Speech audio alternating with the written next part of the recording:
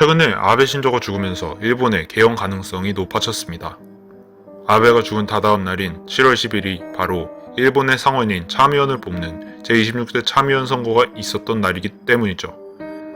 아베가 선거 직전 유세 중에 죽자 입헌민주당의 어떤 의원이 이런 말을 남겼습니다. 아베의 죽음이 이번 선거에서 오히려 자민당에게 유리하게 작용할지도 모르겠다.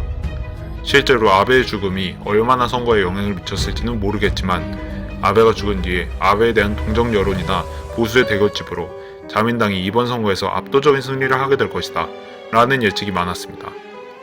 선거 결과 자민당만의 대승은 아니지만 어쨌든 아베가 그렇게 바라고 바라던 헌법 개정이 가능할 정도의 의원을 모으는데 성공했습니다.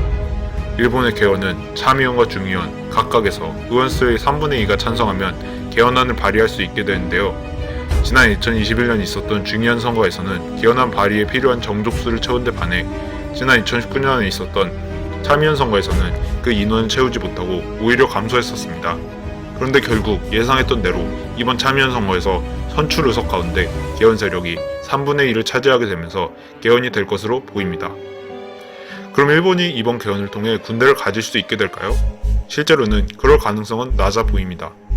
이걸 알기 위해서는 일본의 개헌 세력을 알아야 합니다. 일본의 개헌 세력에는 자민당, 공명당, 일본 유신회, 국민민주당이 있는데요.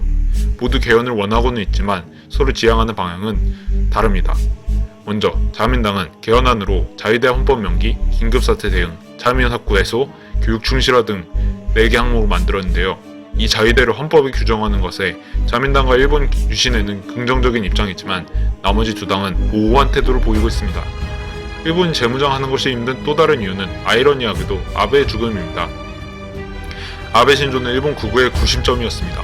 그런 강경파였던 아베가 죽었으니 자민당 내에서도 온건파와 강경파 사이에 힘의 균열이 생길 수밖에 없을 것입니다. 마지막으로 개헌에 대한 일본 국민들의 미온적인 태도도 실제 일본의 재무장을 어렵게 하는 이유 중 하나입니다. 어찌저찌 자위대를 헌법에 명기하는 개헌안을 발의하게 되더라도 국민투표라는 벽에 부딪히게 될 수밖에 없습니다.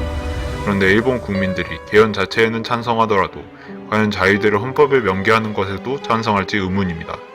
당장 아베 총리에 대해서도 코로나19 사태 때의 무능한 태도 때문에 지지율을 잃었고 인플레이션, 경제난까지도 심화되고 있는데 재무장을 하자는 건 오히려 반발심을 자극할 수 있을 것입니다. 또한 더 이상 일본의 젊은이들은 전쟁을 하고 싶지 않아 합니다.